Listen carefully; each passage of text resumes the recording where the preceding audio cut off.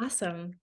Well, Natalie, we usually kick off everything in these episodes by letting the guest introduce themselves. And I like to frame the question with how would you like our listeners to know you, how you're showing up today, how you'd like to frame yourself for this time and space of this conversation. Would you mind kicking us off by addressing that Sure. for us?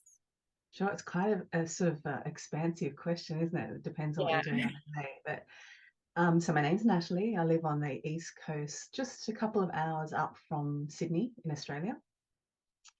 And I'm a fine artist. I'm a visual artist, and I can say that with great excitement and proudness now, after working a muggle job for 30 odd years, and then coming back to creating art after being really, really burnt out following some academic work. So I primarily work on the wild. I like to say that I paint the wild. So I'm very inspired by nature as a whole, um, and our non-human kin in particular.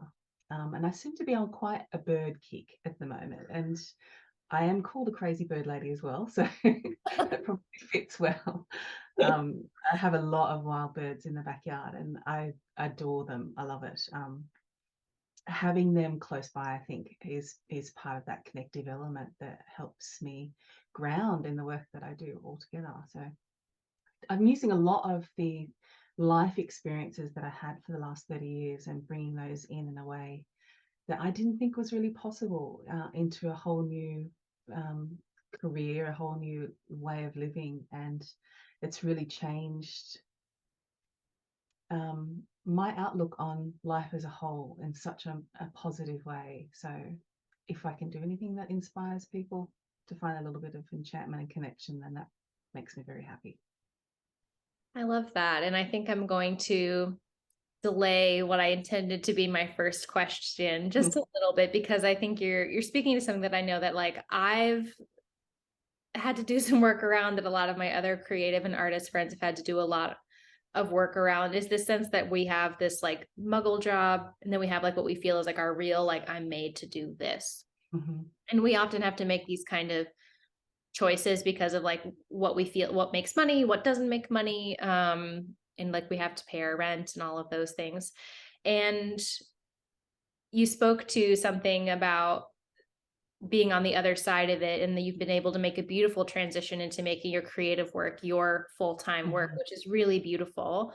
But then also being able to see the past 30 years in a different light. Do you mind speaking a little bit more to what that sort of integration has been, and feeling a little more maybe positive about those years that you spent that maybe you Yeah, had struggled with sure, previously? for sure.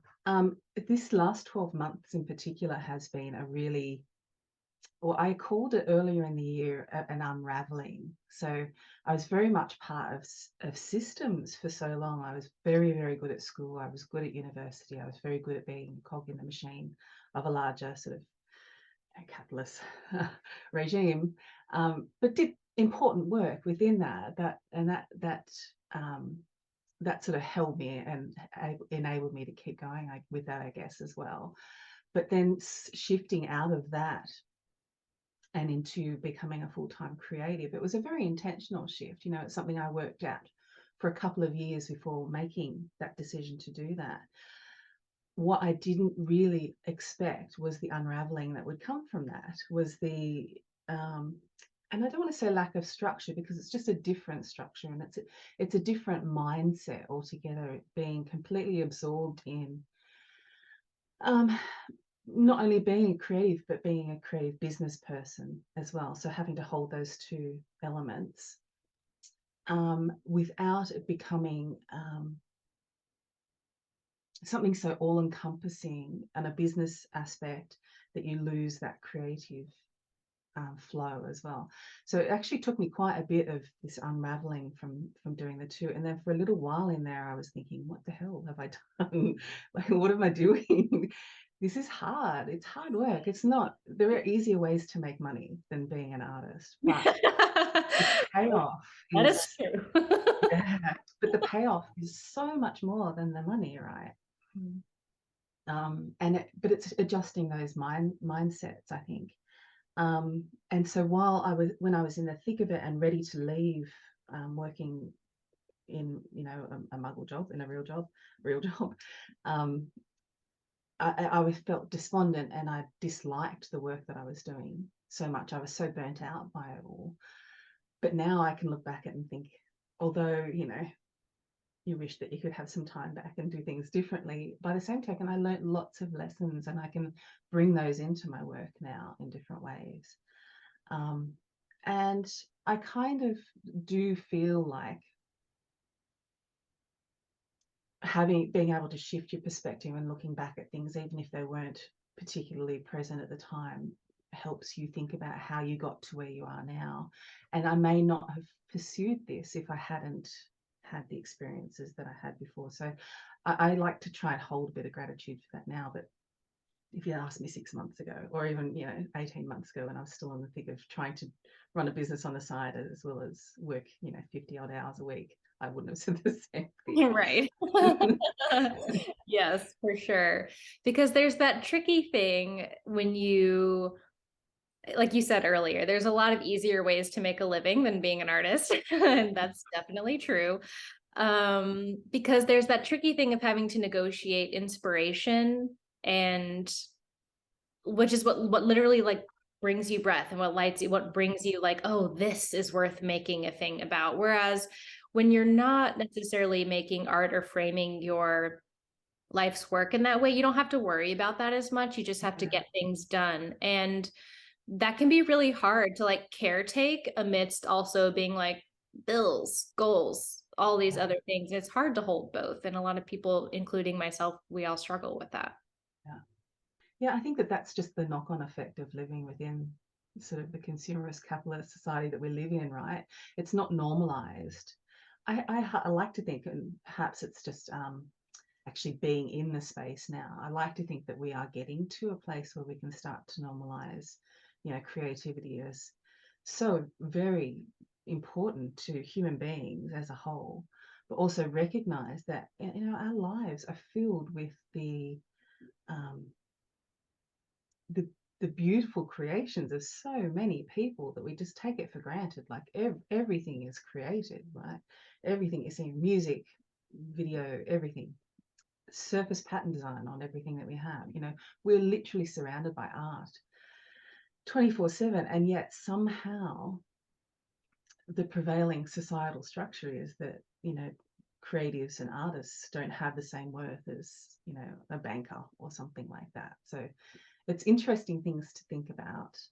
Um, and on the flip side, it's easy to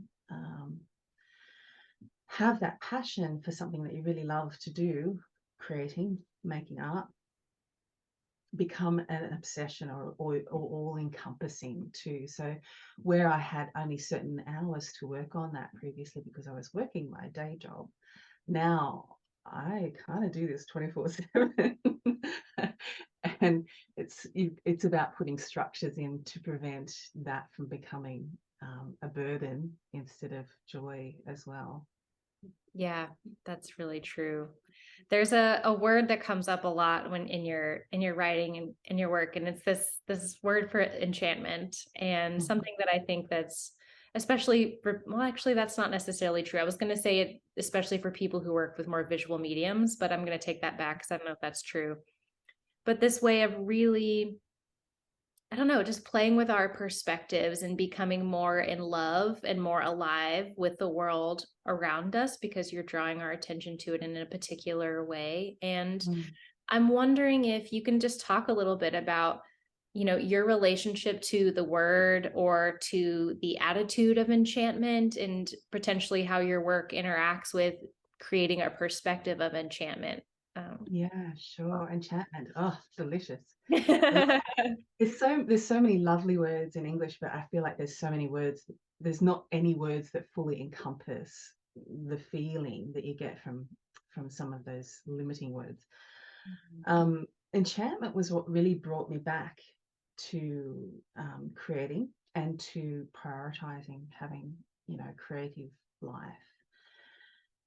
When I look back at the ways that I brought enchantment into my life prior to deciding that this is what I wanted to do at the end of 2016, it was meted out. So, and it would be in the form of a very particularly planned holiday. Like I loved to do big, hard walking holidays, like trekking Machu Picchu and trekking in the Himalayas. And that was my time that both fed that sort of driven nature that I have of being completely immersed in something, in an area where I could not be contacted. I couldn't use my phone. I couldn't, have anything to do with anything that wasn't being exactly where I am now.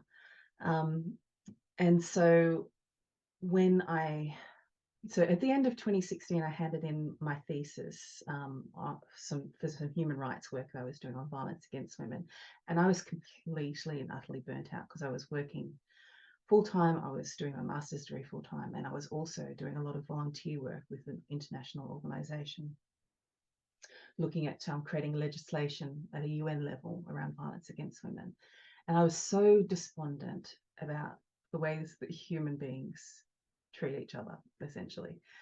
So I handed in my dissertation. I took myself on a little holiday to Tasmania, which is like my favorite place in the world.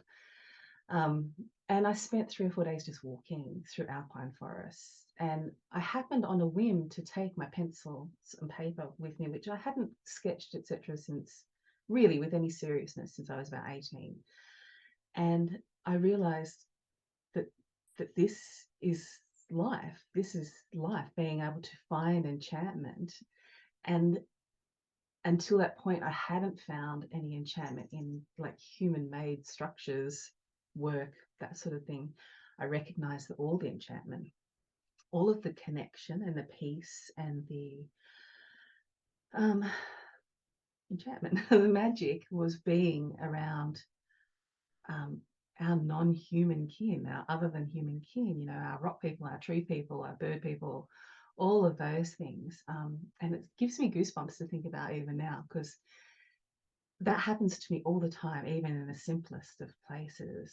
If you allow yourself, well, for me anyway, if I allow myself to not focus on getting to a place, if I'm going for a walk, I'm not focusing on getting to a place. If I just stop for a minute and see little wrens flipping around, see the ways that particular trees are moving, like that's magic, right?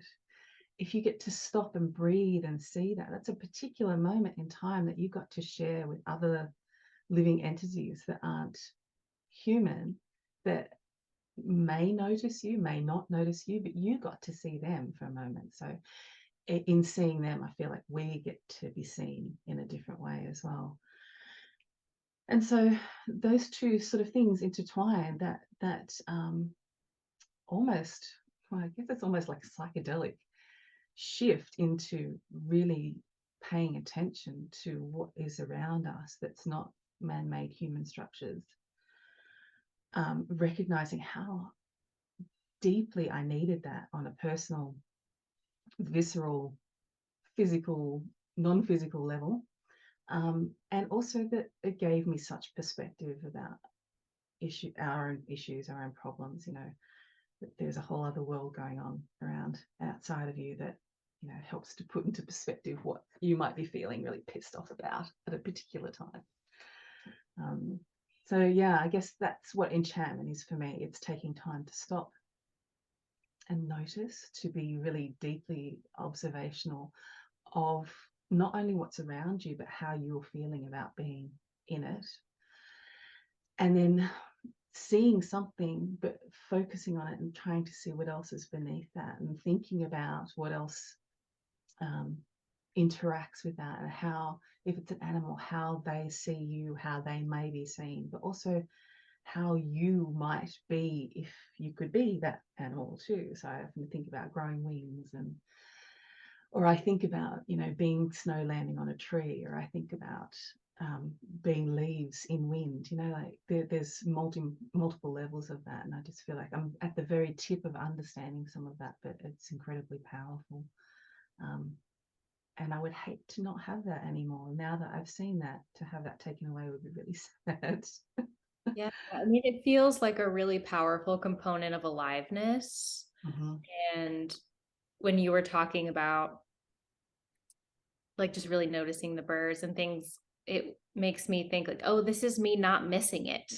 This is Mhm. me not missing my life. This is me not Yeah, missing this moment, which is something that I think a lot of people have anxiety about, that we have this mhm, like kind of nagging sense of FOMO about. I was like, oh, mhm, I'm missing like the thing because I'm not at the party, or I'm not at the this yeah, place in my career. But really it's about just like noticing the aliveness around you, and then you're not missing it. Like you can't if you're enchanted, I guess. exactly.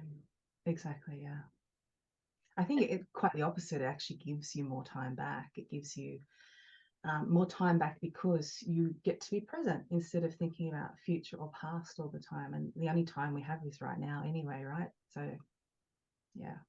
Yeah. And I remember having a moment this summer. I was having just a rough summer, and I was sitting down with my dog outside, and in no particularly beautiful place, like just in my neighborhood, which is, definitely not anything that we would consider extravagant or like a national park or anything like that. And I was just like watching the birds and just had this really simple noticing of just like, oh, all they do all day is like they just sing and like hang out and like get food and then like travel if the weather is bad, and just really that understanding of that simplification of like, oh, that's actually all I have to do, was really big for me, because I can find myself in this wheel, like, oh, I've got to do this and I've got to do this. Yeah. Like I'm always just finding a heavy lift somehow. But you were speaking earlier about like the birds are really like a thing for you right now. And Mhm. I was thinking about that. Do you feel like the birds have been teaching you some things as you've been working? Yeah, I think so. I think so because they just live their life, right? They're constantly present. They're not, as far as we know, well, very few of them anyway, are thinking about the things that they did that they wish they'd done differently, and the things that they want or need or feel the need to do in order to keep up or to be whatever. They're just living their life. And I think that that's why so many of us have pets, right? It's our little way of trying to bring wild back into our life in a way that's socially sanctioned and easier than it is to be able to step outside and be part of actual wild. I'm very much the same. I live in suburbia. I have a suburban block. It's not a very large block. I've planted stupid number of trees out the back, which is why I have birds, where everyone else has kind of got, very minimalist gardens. We have a watershed down at the end of the street, like a water catchment area, essentially. And it's fenced off in order to stop kitties and stuff getting in there. But there's a lot of wild birds in there. And with the last couple of lockdowns that we had, particularly last year when we had another quite severe one here, Sydney and North, um, there's a pair of migratory black swans that go there. It's not big enough for like a large amount of birds. It's big enough just for a certain number. There's migratory black swans come and nest there every year, and they may be lucky to raise one or two um, cygnets in a year, which is really lovely. I go for a walk every day, so I get to see them. But last year, because the majority of people were home, they raised, and I absolutely believe there was some sort of intermingling happening here. They raised 6 cygnets to adulthood, which I have never seen them do. And I honestly think it was because so many people were home. We were all allowed to walk within 5 kilometers of home. So there was a lot of people walking around, and everybody that you saw would stop and look at the swans and the cygnets, and we would talk to each other about that. And I think that it really created an envelope of energy that helped them thrive, but it also helped us thrive. So being able to see that and watch that and be delighted by it um, is just as enchanting as me having conversations with the galahs and magpies and whatever else they're at the back now. But to see humans be able to do that, I think is powerful. It saddens me that it's not something that's part of our everyday life. Mm. Yeah, me as well. I was really sitting with that earlier this year, just thinking like I just had this moment where I was like, I couldn't sleep and I was laying awake at night and I was thinking like, isn't it so crazy that we've like made these bubbles where we only see humans? Like, isn't that insane? And like it really just landed how bizarre that is. That's And right. I am reading this book by Richard Powers right now called Bewilderment, and it's gorgeous. But in one scene, he's driving with his son through the Smoky Mountains, and oh, they're stuck in traffic because everyone's gotten out to like get their phones out and take video of a bear, and the child is really upset about that. Like, the bears aren't a freak show. He's just really getting upset, and that's totally fair. And then the father's like, humans are just that lonely. Like, Yeah. talking about this loneliness that comes from isolating ourselves as a species, Mm. which is something that I've been really noticing and thinking about. And I think, especially thinking about your work or this perspective of enchantment or this craving we have for wildness that maybe we do with pets. It's like our attempt, but even a lot of times it's like we're trying to get them to like live on our terms as opposed to let them pull us out into their terms a Yeah. little bit. Yeah. That's not really, I usually, that feels very open-ended, but it's something that I would just to like lay on the table. If you Yeah. have any like thoughts about that. Yeah. And hearing you talk about people using their phone to photograph or to film it, and absolutely guilty of doing the same thing too. When I have a new bird in my yard, the first thing I do is run for my camera to take a picture of it, right? Yeah, of course. But we actually miss out on a lot by doing that too, because we're not getting to be present. So I totally understand where that little kid was coming from too, that they're not a freak show. But not only that, that you actually are minimizing what can be a really powerful experience, because you don't get to just sit and be and share the energy of that moment with a different living creature, right? So I think there's a lot wrapped up in that. Even buildings, the fact that we create buildings, but also that we wear shoes. Like we purposefully aren't touching the same, earth that the wild creatures are touching as well. And I think that we are seeing more and more the damage that that's doing to us. In so many ways, it's so wonderful that we can use these different mediums and be able to connect with people you wouldn't be able to connect with if you were still living, like in villages or whatever. But I also think that it probably does a lot of damage to our psyche, our hearts, because this is such a recent thing for us. We lived with the land for so very long. There's a bruise almost, taking us away from that. And that's kind of what's fed into a lot of the work that I have done, because I want to depict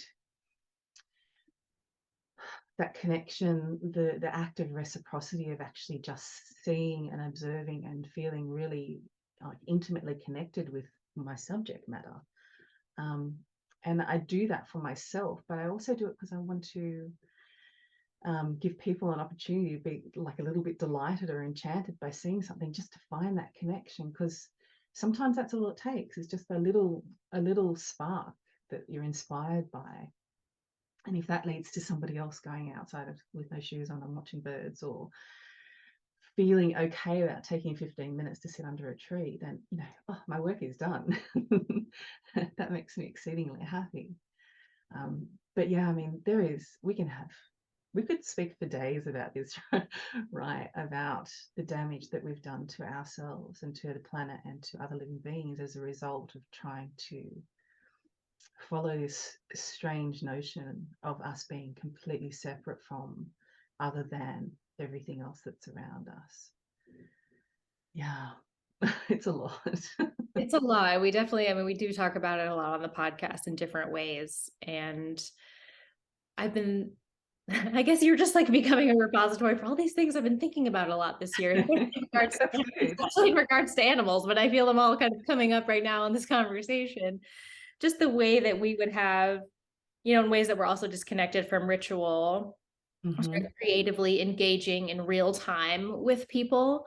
And the way that a lot of times that used to have a lot of elements of the place that we were in, the animals that we were around, like having a sense of respect or learning from the animal, whether it's like wearing animal skin Mm-hmm. or putting antlers on our head if we lived around like antlered beings. Even just saying that gives me like goosebumps. But, Mm. and we're so, a sense like putting on their their essence, I guess, and like sort of learning from that or letting them move through us in a way. And there's something really powerful about that. And I feel a big loss about that when we position ourselves as things that like are, as we position the wild as subservient to our Mhm. do. And some really powerful prints that you've been having lately, or these images of these sort of like crone like Mhm. figures, like kind of merging with the face of the bird. And that Yeah. really like comes up. I was thinking of that when I was talking about that. Do you have anything that you'd like to sort of speak around to that image or Yeah, that idea? yeah, for sure. So they came about. It's a kind of a long and convoluted story, but I traveled to Scotland in 2017. I took myself to my first art retreat. So I decided at the end of 2016 that this is something that I wanted to pursue, but I had no intention of it becoming like a full-time thing or whatever. It was like I finally found a hobby, you know. And Because I thought I would. you're enough. I know.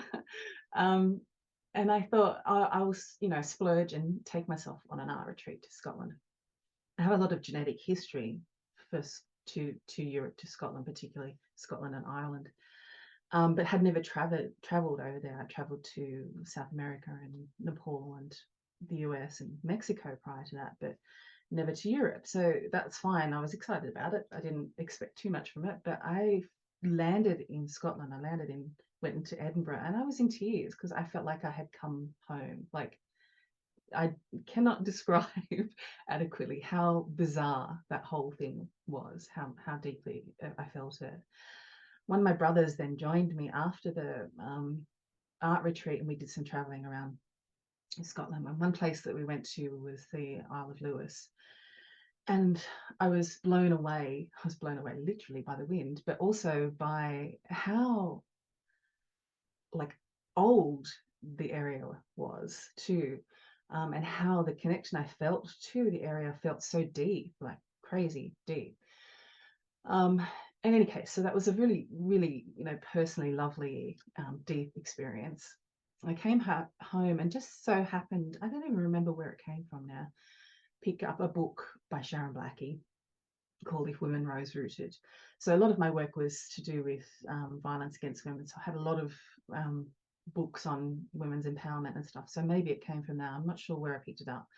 But she actually talked about living on the Isle of Lewis. And I had recently been there, so I felt like I could walk in those footsteps. Really, really loved that book.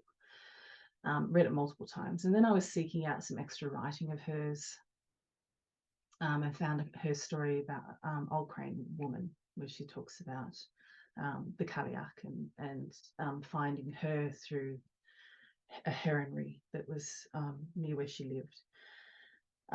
So fast forward a year or so, and that story sort of stayed with me. And I have a chronic illness. I have endometriosis, and something that has caused a huge amount of pain over many decades. I ended up having to have a hysterectomy, and during the recovery of that, I had some complications. So my recovery period became like 3 months. I had to stay home. I was working from home, but I couldn't stand for any length of time. But it gave me space to really focus on creating. So I was doing a lot of drawing, a lot of sketching, and I came across doing like prompts on Instagram. There was one called Magic Moon Week, and there was one that was like Folktale Week. I can't remember which one it was for, but I decided to do a drawing of the Old Crane Woman. I was inspired to do that. And I loved it. I loved doing that, and the whole group of other pictures. And I just tagged Sharon on there, thinking, she's never going to see it, but she saw it and she loved it, which was really, really, lovely as a refledgling artist, I guess. So I actually sent it to her, and she contacted me, I don't know, 6 months after that, asking if I'd like to do some illustrations for the book that she was working on, which was all to do with, moving into the second half of life. And having just had a hysterectomy and being in my later 40s, or just past 45 at that point, um, and having a deep, deep love of Baba Yaga and wanting to be the old woman in the woods forever. It was like a perfect meshing of the two. So I got to really delve into the power of, like, the power of women anyway, but the power of women in later life. And I got to re-examine not just my relationships with my own elders, so my grandmothers and my great grandmothers, but also think about what life really was like for them, and to honor and to really see the power they had. And so during that project was fantastic. And then at the end, they asked if I could perhaps do one extra illustration. We decided that I'd reimagine the old crane woman again. Did that one. And then there was something in the back of my mind that just wouldn't let that go. The connection between wisdom on a non-human level and wisdom that can only be acquired with age, and age that is like eons, like not just old age, but forever age. And of course, it was either going to be a raven or an owl, but Raven was talking to me saying, you know, you need to really think about how you can, you did old crane woman, so where's mine? Like, where am I? So old raven woman came to be, and it was beautiful. She just fell out of my pencils. She told me a few times when I was doing things not the way that she wanted them to be done, and we had this conversation go backwards and forwards, which was deeply powerful. And then she called the owl, so then the owl woman came, and then I realized this is something that's probably going to be a lifelong series for me as different animals come up. But I got to examine in doing that not only the connection I'm already making with wild creatures, but also the wild creature that is us, and the wild creature that is our story that we've forgotten in so many ways, but that we can tap back into in recognizing the relationship that we have with the wild creatures outside as well. So honoring them in a way is honoring our own story and our own power, that has come from, you know, eons of existence, and that we're not other, we're together, and that we're once upon a time, and in many respects, Indigenous peoples still have such a deep connection to land or a particular animal, that's still available to us. We just have to open our wild hearts to it, I guess. So yeah. Yeah, I love all of that. Thank you for sharing that. I cried a couple of times. I was like, yes. I think you're also like touching on this sort of portal, for lack of a better word, that the creative can be for the sacred. Mm-hmm. And for me, that definitely feels very true when I'm really like in a creative process. I definitely feel like I'm sort of dancing, but like I feel like I'm dancing with something. Like it's like not just exerting my will upon a dance, for instance. It's like it tells me, I know when it's right because it tells me when it's right for this. It's like, oh, that's the ending. Oh, that's the thing. And it's, you know, and it just feels like you're moving with something, that something's coming through, that something's, you feel it kind of calling you, like, oh, I think there's a raven one. And then you get in there, then you're like, the raven is coming through. Yeah. Mind talking a little bit about sort of that dance between the sacred and the creative, and how they potentially can feed each other, in your Yeah. book or in work in general. Yeah. It's coming back to that notion, isn't it, that there is sacred and simple, and that there is room for you to embody the deeper meaning of ordinary, right? And so I think it's more about just being open to, rather than closed off, open to all of the energy that is around, not just your own energy. And I think once you're open to that, then you get little cues, or you get, perhaps it's just following your intuition. I don't really, like, I don't really know, but I love it. So I'll continue to do it. But I think that plays into creativity, for all of us. We're all deeply creative beings, whether you think you are or you aren't. You are literally recreating yourself constantly on a cellular level. And making space for the energy that is around you, that's not just yours, allows you to move like water, to move like the wind, and pick up cues that can only delight and enchant you and give you the senses of wonder and curiosity at the way, which then feeds into doing something else. It's like a snowball. It's that rolling thing, and it's kind of addictive too, because you're like, oh, I want that feeling again, because I think that that's inherently what we're supposed to have.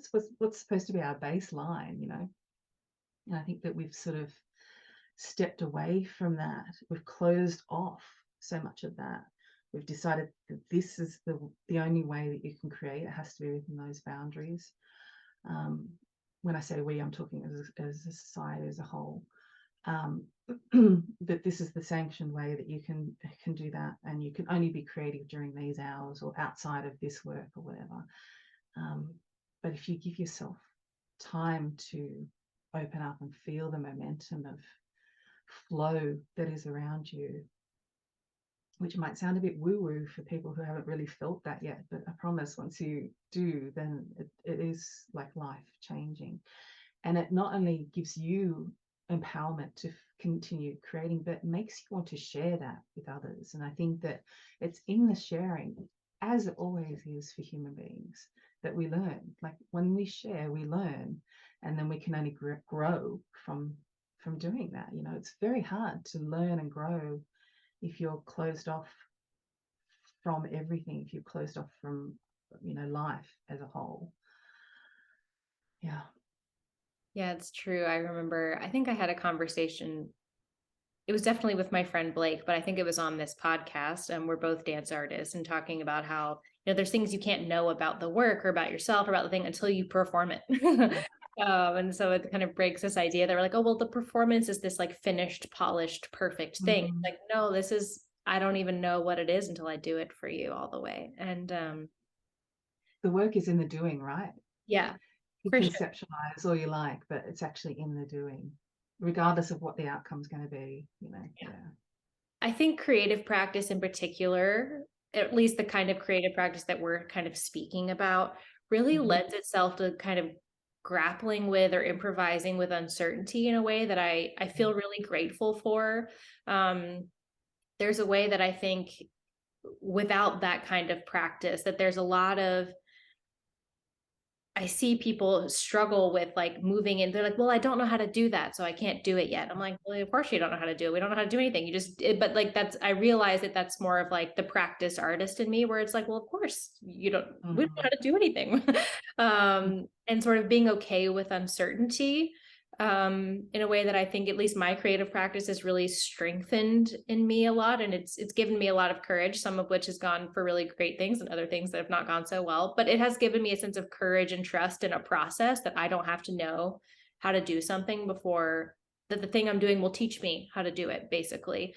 And so having a creative practice, for me anyways, has really cultivated a sense of resilience and uncertainty, which I think is a really powerful thing, especially after, given the past few years that we've had, given the sort of frequency that we sort of feel, the baseline agitation that a lot of people are on right now. I feel really kind of grateful, not that it like saves me from any anxiety necessarily, but I do feel a resilient, at least with like, oh, I practice uncertainty in this way with my creative.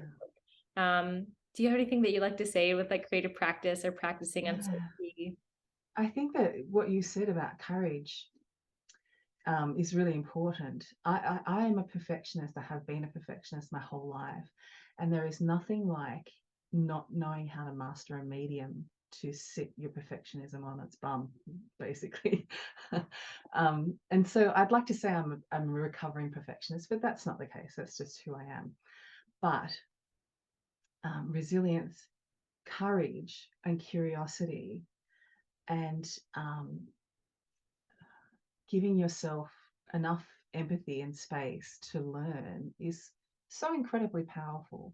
And that's been a huge learning for me, because much the same way as what you're talking about, speaking with people with dance,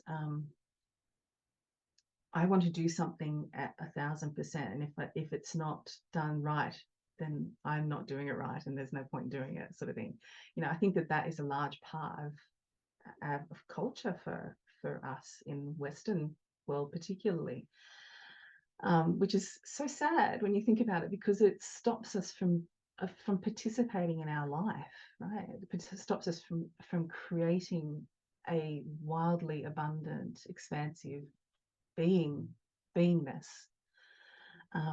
So yeah, I think participating in creative endeavors, whatever that looks like, and embodying that. So embodying it in dance is, like physically embodying it, but embodying it in whatever way you possibly can in any creative endeavor. So for me, it's thinking about how a bird moves, like how it would feel to sprout wings, how it might feel to have fur, as well as how it would literally feel to plunge my hands in fur. I think if we can embody a practice of practice, I think if we can embody normalizing a creative flow, then we have, as a species and as individuals, will absolutely build compassion, we'll build curiosity, and we'll build courage, and we have to build resilience. And I think all of that leads to reciprocal relationships for each other and also the wild world that's around us, because again, we're not so very far removed from that. We do a really good job of keeping ourselves separate from it on a day-to-day basis, but we're not that far removed from it. And I think a creative practice can't help but start to get those little feelers together of wonder for what's outside our windows. Yeah, I think that's true. I wonder if, if there are people listening to this who are either feeling disconnected from a creative practice, feel like they don't have the time or the energy to either start one or re-engage with one. Or maybe they're sort of kind of stuck in the obligations of the muggle life or the muggle job, whatever it is. Do you have any, either you could say words of wisdom or prompts that you would offer to people who are feeling that right now? Yeah, that's something I love to talk about. And I've not as just a form of self-promotion, but there's a little free course on my site called Wander, which in Australian sounds like I'm saying the same word, but wander with an A and wonder with an O. So finding wonder in your wandering, try and really make the words make sense. And in the prompts in that, I talk about using your senses in just one tiny way each day. So sight is something that most of us have and most of us take for granted. So just taking a few moments to like deeply look at the green, look at something outside. Don't think about anything else. Just sit and look at that for a minute. And what do you see?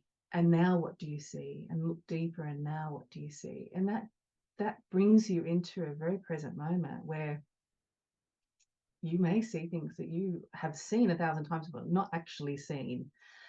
And then do the same thing with hearing, like close your eyes, stop and just listen. And then what can you hear now? And then go deeper. What can you hear now? And then what can you hear now? And then you will start to pick up bird sound more likely than anything else that you hadn't even noticed that was in the background before, or you had noticed it on some level but had disregarded it as not important. So for me, that being that in that space of observation and quiet, even if it's only for 5 minutes a day, connects you creatively to what's going on around the world, around your little world outside. And it gives you a moment to honor the creativity of nature and the way that it has built itself around you and that you are a part of. But I also find that giving your head and your heart time to just stop and think, and well, stop and not think, I guess is the word. Stop and not think, but just be really present, actually is like opening a gateway to further creativity. You start to think, like, oh, that's interesting that I heard that particular bird, which reminded me of this particular thing, which reminded me of the way I used to draw birds, or how I might move as a bird, or be enamored of some sort of creative aspect of something, perhaps from childhood, or something that you've seen recently. But it's about taking that moment of quiet and then examining that. Like, if I go for a walk today, what are some red things that I can find? And you may not have seen those otherwise. It doesn't have to be a long commitment. It doesn't have to be hours of journaling. It doesn't have to be a program that if you don't do it exactly how it's set out in the next 5 days, then you should just throw your hands up in the air and forget it because you failed at it. It's like tiny little things that you can do every day that build connection, which fosters creativity, I think, anyway. No, I think so as well. We're definitely on the same page with that. And I love, and also I love the prompts that you're, because I feel like we can be so language oriented. And I'm saying that as someone who loves language, loves languages. I'm a writer. Like, I'm not dissing language necessarily, but I think there's a way that we can become so dependent on it that we miss these other ways of knowing the world, sensing the interpreting the world. It's like drawing is not writing. It's like I don't have to write about the bird. I can become the bird or draw the bird. Like and I feel like there's muscles that a lot of us don't flex very often Mm. that can create a greater sense of belonging to the world around us by feeling connected to it and feeling like we can trust ourselves more, because we can't always describe the thing that we know, and we don't need to necessarily subvert that. I think we just need to build up the muscles of trust for these other ways that we Mm. know something. Mm. Yeah, language is quite limiting, particularly English language, Yeah. as far as it comes to, the wilder world. Like, our English language is very limiting in that. And I totally agree with what you're talking about. And again, there's that embodiment, isn't there? And just taking moments of looking and being, it sparks imagination. So then you can think about what it might be like to fly with the birds, to run in the forest with the wolves, those sort of things. That's creating. You're creating through imagination. So any little thing that you can do to foster that it's subversive, right? Like, on so many levels it's subversive to this culture that we've created as human beings, this Western culture particularly. But it's also like nourishing and healing and all of the really yummy good things that we need as human beings, because we're not robots as much as we might perform as them. And I think that needs to be fostered on the whole.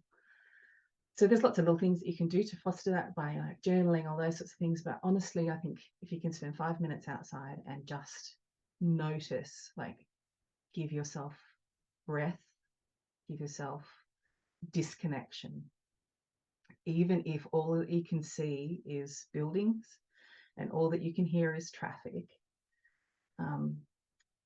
I think that there's still ways to connect to the other life that is around you, whether it's the weed that's growing out of the concrete or that tiny potted plant that's up on somebody's balcony. I think that neither is more powerful than the other. It's just taking advantage of where you are right now. Yeah, I think so. Kind of makes me think of one of the things that you said, the way you were speaking at the beginning of the pod. It's like, oh, this is me not missing it. It's like I Yeah. may not get to the jungle this week. Mm. I might not miss it Mm. and miss where I am. Um, as we start to kind And I of, have to remind myself of that daily too. Like, we do get caught up in the machinery that is human existence. So it's a practice. It's not in. I think that it's innate, but we've done a really good job of suppressing it. So it has to become a practice in order for it to be something that's happening regularly in your life, I think. Yeah.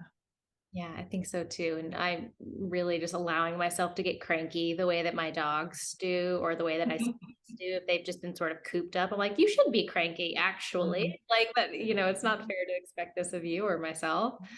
Yeah. Uh, as we start to move towards closing up our conversation, I want to, if there's anything that you feel called to share, that you'd like to share, or speak more about, that you feel like I didn't make room for,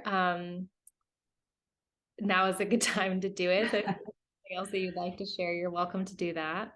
I think that we've had a really lovely conversation. I love having these sorts of conversations, and I think that having more of them with whoever you can, even if it's with just yourself, is really, really um, empowering.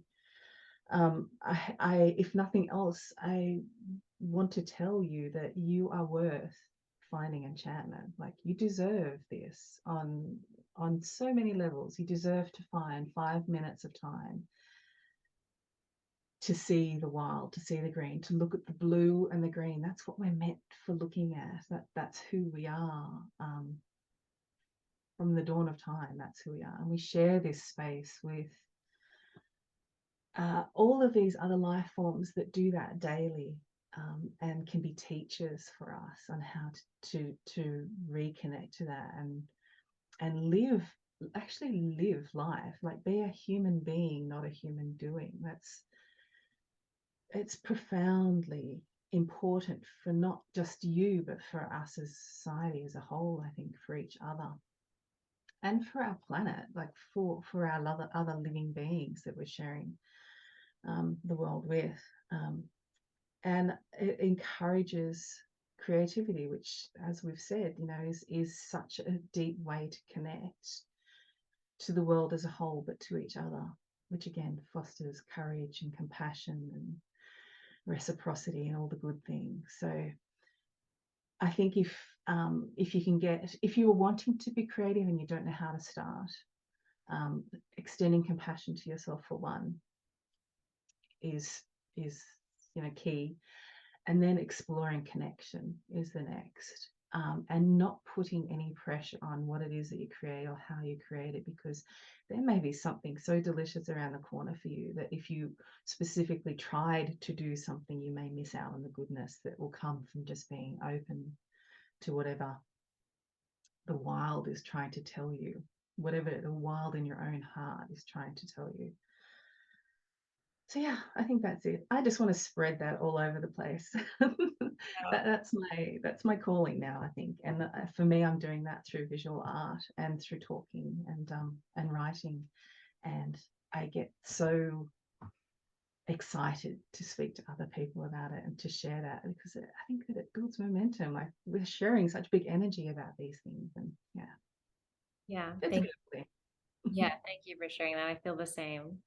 Where can people find you? Where can they find out more about your work, your prints, um, your wonder? Yeah, Wonder, wonder. I was like, I don't know what order it's in. Wonder, wonder.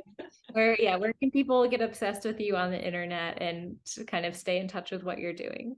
So you'll find me on my website primarily, but I'm also on Instagram. So the website is my name, natalieeslick.com, and I'm Natalie Eslick on Instagram as well. I do have a Facebook account, but to be honest, I don't really go on there very much. But yeah, I have a studio newsletter that you can sign up to on my website. I'm also on Substack. I've recently started a channel there called The Brambles, where I'll start to sort of unravel a little bit more of what it's like to be a creative, conscious human being. Sort of bigger thoughts that I might have around that. Awesome. Well, we'll definitely put all of the links for all of that in the show notes below. So if you're listening, be sure to scroll down to the notes and click all the links and be able to find Natalie wherever you like to hang out on the internet. And Natalie, thank you so much for joining me. I really loved kind of getting to know you in this way and sharing this conversation with you. So thank you. It was really delightful. I had a lovely time. I could speak for hours with you yet. So thank you so much for having me.